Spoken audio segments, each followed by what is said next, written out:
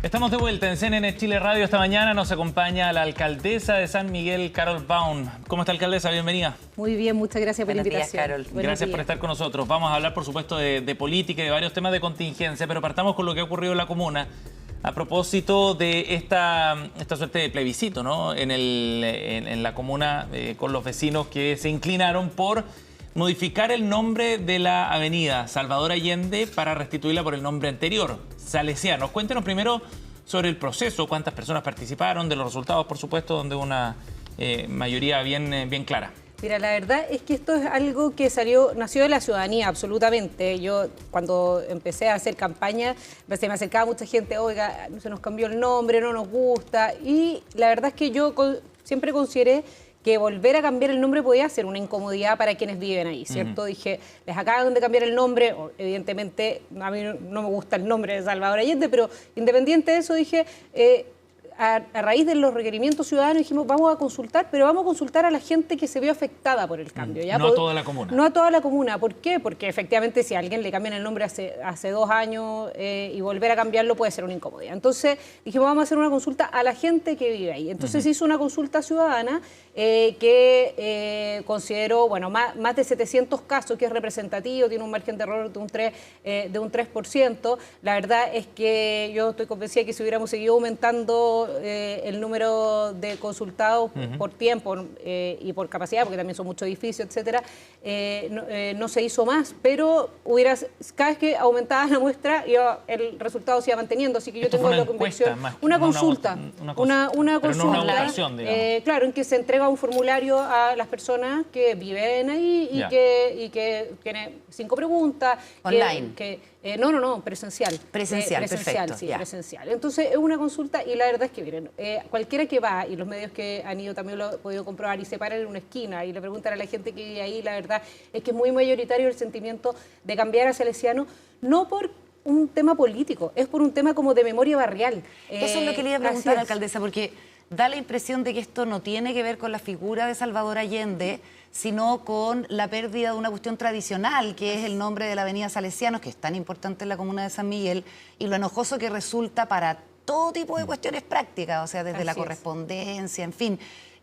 Recordemos cómo se toma esta decisión en la administración anterior. ¿Hubo consulta ciudadana en ese momento? En la administración anterior no hubo consulta ciudadana, no tenemos registro en el municipio tampoco de algo que se haya hecho así. Se pasó por el COSOC, que esto es un requerimiento legal, el Consejo de la Sociedad Civil, una cosa que nosotros también vamos a hacer esta semana, y después se votó en el Consejo, que tenía mayoría. Y esto en el marco de la conmemoración de los 50 años del 11 de septiembre del 73. Eso así fue, eso fueron las declaraciones de todos y al mismo tiempo que en Santiago Centro se cambiaban 11 calles, entre calles y lugares, ¿cierto? ¿Fue un error no hacer una consulta ciudadana en su momento? La verdad es que no tenía mucho margen, porque si hubieran hecho una consulta ciudadana yo estoy convencida que hubieran perdido, y no por un tema... ¿Y usted cree que la administración anterior sabía eso? Yo creo que lo sabía. Y en el fondo aprovechó la mayoría circunstancial del Consejo. Claro, y está bien, es un punto político que ellos querían hacer, tenían las mayorías para hacerlo, pero quizás no calcularon el enojo que produjo mucha gente eso.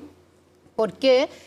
Por el símbolo que significa Salesiano. A mí me comentaba la gente que vive ahí, decía yo, siempre que decía que vivía en Salesianos, todo el mundo sabe dónde es. Si yo digo Salvador Allende, no es que haya solamente 3 calles, hay infinitas calles que se llaman Salvador Allende en distintas partes de Santiago. Por lo tanto, algo que era muy simbólico, muy barrial, muy de memoria barrial, digamos, cambió sin consulta. Además, eso también enojó a la gente. Y de hecho hay un par de preguntas que son bien decidoras, porque 82% dice que quiere que vuelva el nombre de Salesiano. ¿Qué se preguntó? ¿Cuántas preguntas fueron? Eran 5 y se pregunta, bueno, si se les preguntó antes, mayoritariamente dice no se nos preguntó antes. Después, si es que estaba de acuerdo con haberlo cambiado a Salvador Allende, bueno, la mayoría no. Después, si es que quiere volver a Salesiano, la mayoría sí, porque eso podría haber cambiado. Podrían haber dicho, no, yo no quería que se llamara Salvador Allende, pero ahora me lo mantienen. Dejémoslo así. Pero no. Y después la última pregunta, que es, ¿qué nombre cree usted que considera que es más representativo del lugar aumenta más todavía. Y el 85 dice salesiano. Entonces, la verdad es que no es para nada político, es muy de memoria local. Y la verdad es que, lamentablemente, la oposición a esto lo ha enfrentado como que queremos borrar la memoria de Salvador Allende, y la verdad es que no tiene nada que ver con eso. Además, eso dijo Marco Barraza, precisamente, ex convencional. Usted compartió con él en esa instancia. Y decía que Allende representaba memoria democrática y que la memoria no se plebiscita, se preserva, se respeta y se enseña. ¿A qué le parece esa declaración? Es lo mismo que planteaban durante la convención, siempre defendiendo la democracia, siempre, pero cuando la democracia no decía lo que ellos querían, se niega la democracia, ¿cierto? O sea, si hay una participación y no dice el resultado que él espera, dicen, bueno, no, la verdad es que no, la memoria no se plebiscita.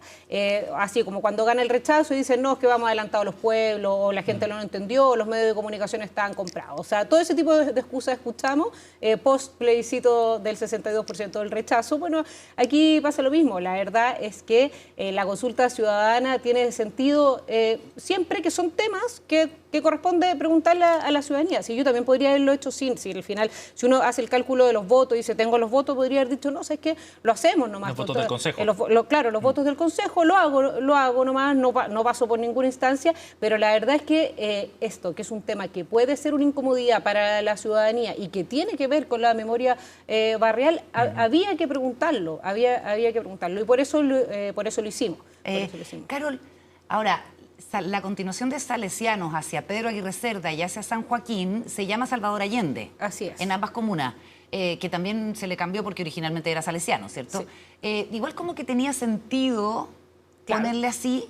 Ahora va a quedar el problema de que en un tramo va a volver a llamarse salesiano y en los otros tramos... Ahora, eso fue una de las cosas que se planteó, tiene sentido, pero claro, en un lugar tan simbólico como es el barrio y el sector de Salesianos en San Miguel, que además nosotros estamos separados con San Joaquín por Santa Rosa, o sea, un corredor amplio, y con Pedro Aguirre Cerda por la carretera, por la Ruta 5, o sea, no es que sea una continuidad así, no, la verdad es que estamos bien. La calle para cambiar de nombre. Sí, la verdad es que hay una cosa súper simbólica, uno ve todavía los carteles de la autopista y todavía dice Salesiano.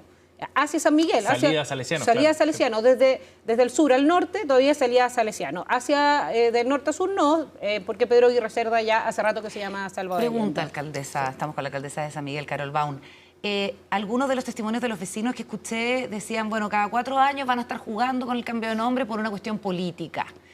Además, en un ambiente de preelectoral y de cierta polarización, ¿no era quizás mejor esperar un poco? La verdad es que esto se dio de forma muy natural. Yo, cuando me lo plantearon durante la campaña y cuando asumí que había que cambiar el nombre, yo dije, vamos a hacer una consulta y ahí veremos y lo someteremos a conocimiento el resultado de la consulta del Consejo y ahí se someterá a votación.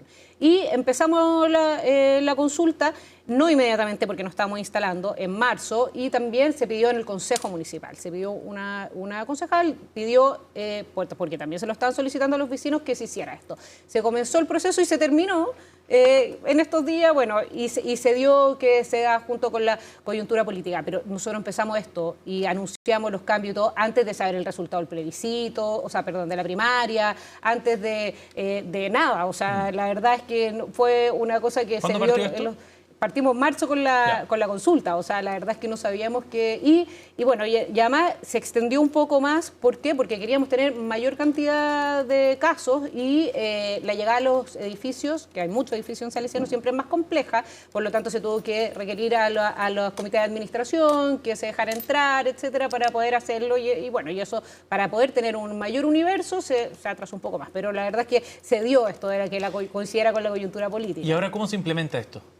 Ahora tiene que pasar, tenemos Consejo de la Sociedad Civil, que tiene que hacer un informe que no es vinculante, pero que también se expone al Consejo, y el próximo martes 12, en el Consejo Municipal se vota. Lo vota. Ya, una vez que se vota ya vienen unos trámites más administrativos, que es como la publicación en el diario oficial, algunas notificaciones antes del cambio real, si es que efectivamente el Consejo lo vota a favor.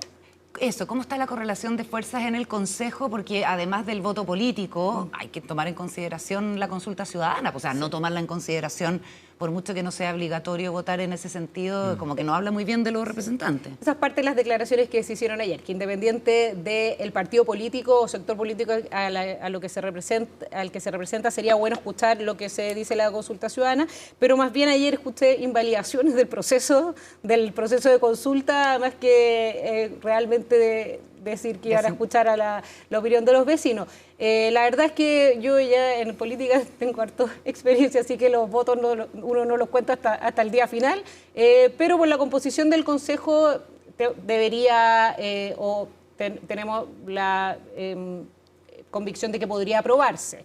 Pero bueno, hasta el día de la votación no vamos a tener esa certeza. ¿Y qué le dice usted a los vecinos? Porque usted respondía a la declaración de Marco Barraza, ¿cierto? Diciendo cómo, a su juicio, cómo es la manera en que actúan cuando hay que hablar de democracia o de decisiones deliberadas, ¿cierto? Pero para los vecinos que admiran la figura del presidente Allende, que consideran que su historia trágica, en fin, tiene un significado importante en la democracia chilena, ¿qué les puede decir respecto de esto? Que puede parecer también como una especie de despojo de la memoria, además que se puso en un momento tan sensible como los 50 años del golpe. En ningún caso esto va a borrar la figura o la conmemoración para aquellos que creen que merece todo ese tipo de reconocimiento de Salvador Allende. O sea, no, la verdad es que tiene una figura que tiene múltiples calles, estatuas, en Chile y en el mundo. ¿Usted reconoce el valor de Salvador Allende? La verdad es que yo soy muy crítica de su gestión, obviamente. Si yo represento un sector político totalmente contrario a todo lo que significó él, a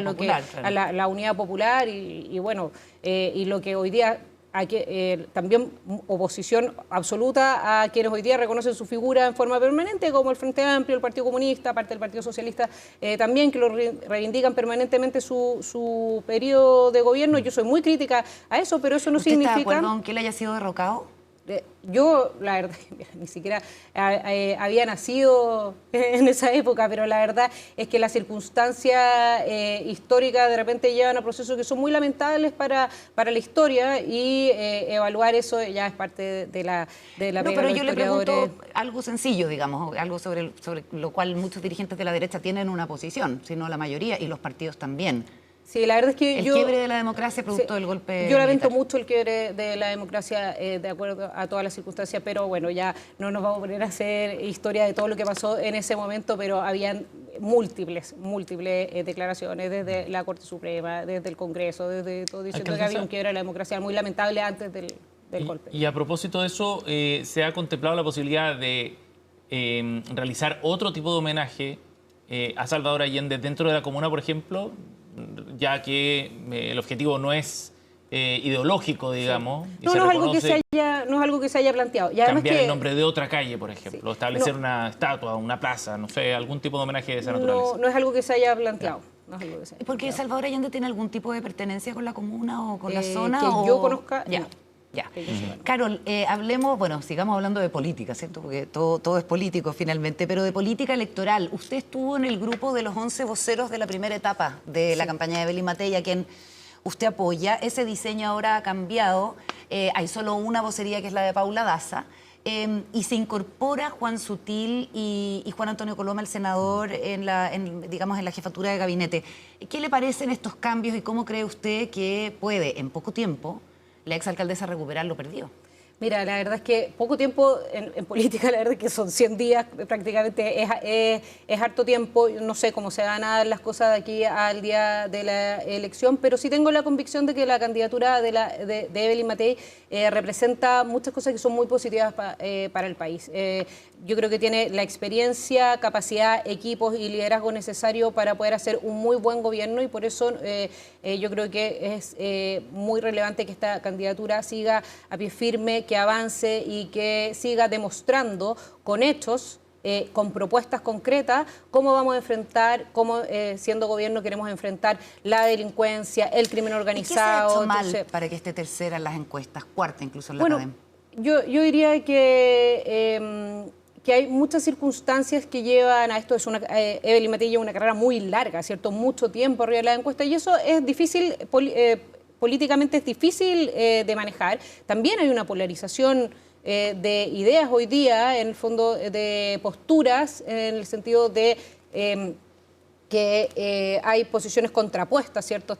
Hoy día tenemos una candidata del Partido Comunista, de la coalición de izquierda, pero que es del Partido Comunista, la candidatura de José Antonio Kast, que también ya representa a la derecha, que a diferencia de Chile Vamos, ha estado más crítica a los acuerdos. Yo creo que en ese sentido también la polarización del país puede llevar un poco a eso. Sin perjuicio de eso, yo creo que sigue siendo muy valioso esto que está construyendo Evelyn Matei, de buscar un gobierno que efectivamente lo que se preocupe es de poner a las personas en el centro y preocuparnos de avanzar en los temas que les preocupan a las personas más que de temas ideológicos. Pero con su experiencia territorial, ¿qué cree que se necesita en este momento de la campaña para conectar con la gente? Porque una de las críticas que recibe la campaña es que al final, en terreno, los focos que se ponen de la campaña no son los que le interesan a la ciudadanía.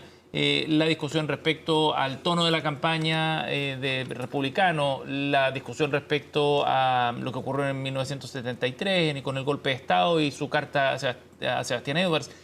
Pareciera como que el foco no está bien puesto. Usted, con su experiencia en terreno y lo que ve con los vecinos, por ejemplo. Yo diría que, tal como lo ha dicho Paula Daza, que yo creo que aquí lo que tenemos que salir permanentemente a decir es las propuestas, cómo queremos entregar mayor seguridad para los chilenos, combatir el crimen organizado, los controles migratorios, las aduanas y todo lo que lleva a que hoy día tengamos un país más inseguro. Yo creo que el foco está ahí, eso también lo percibimos en la calle en forma permanente, y como alcaldes del sector, nosotros somos 19 alcaldes de la región metropolitana de Chile Vamos, digamos que estamos con la candidatura de Evelyn Matei. Hay mucho más a lo largo de todo Chile, que lo que tenemos que hacer es demostrar que nuestro trabajo y nuestras ideas son las mejores para los vecinos, que nuestra forma de hacer las cosas es la mejor para los vecinos. Y esa es la forma por la cual tenemos que apoyar la candidatura de nuestro sector, que es Evelyn Matei. No sé si se enteró de esta parodia que hace la bancada de diputados de la UDI a la candidata Janet Jara, que antes había sido el ministro de Educación Nicolás Cataldo, y Janet Jara como que demandó una postura de la candidata Matei.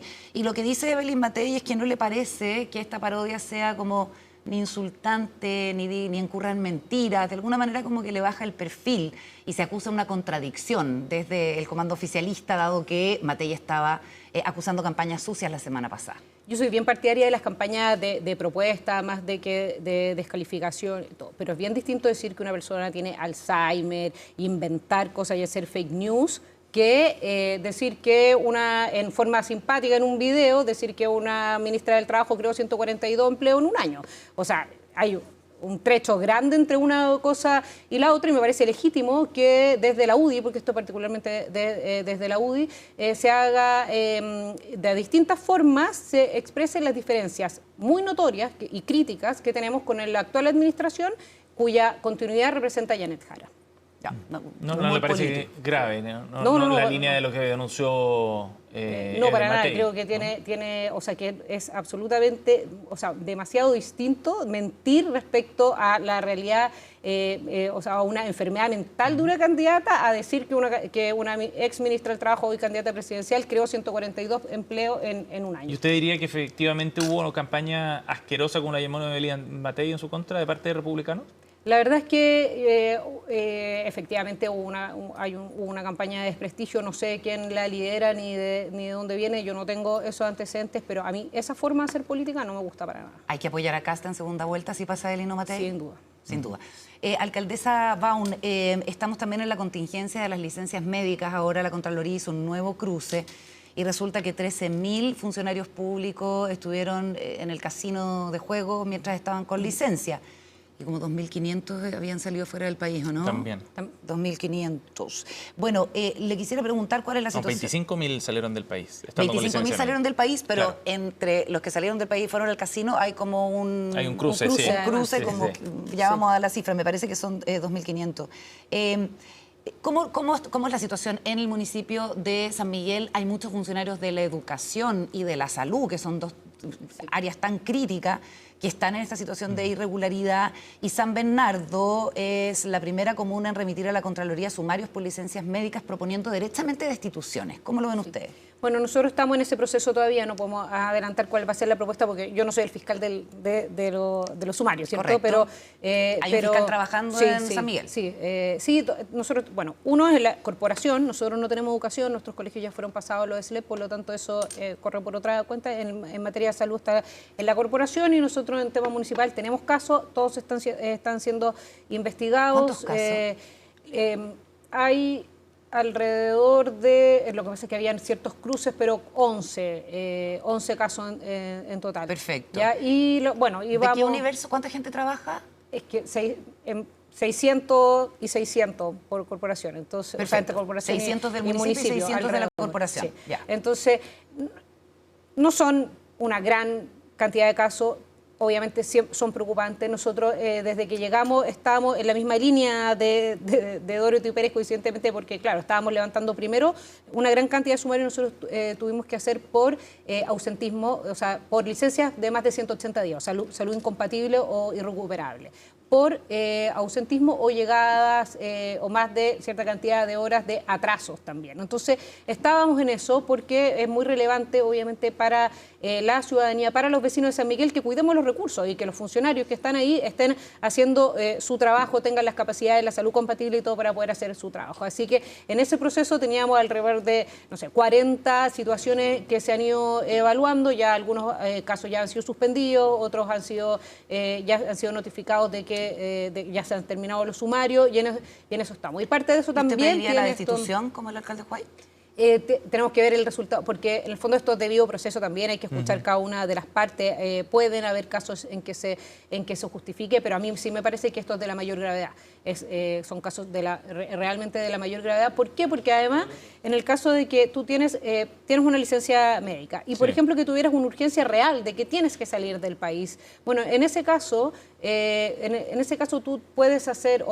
En caso de que tú tengas una necesidad real de salir del país, tienes que hacer uso de tus días de vacaciones, días administrativos. Hay otras alternativas, ¿no? No es que sea la única alternativa que te queda el uso de una licencia médica, menos una licencia médica evidentemente fraudulenta. Por lo tanto, eso me parece de la mayor gravedad. Alcaldesa Carol Baum, gracias por haber venido. Muchas gracias. Muchas gracias, alcaldesa. Buenos días. Gracias.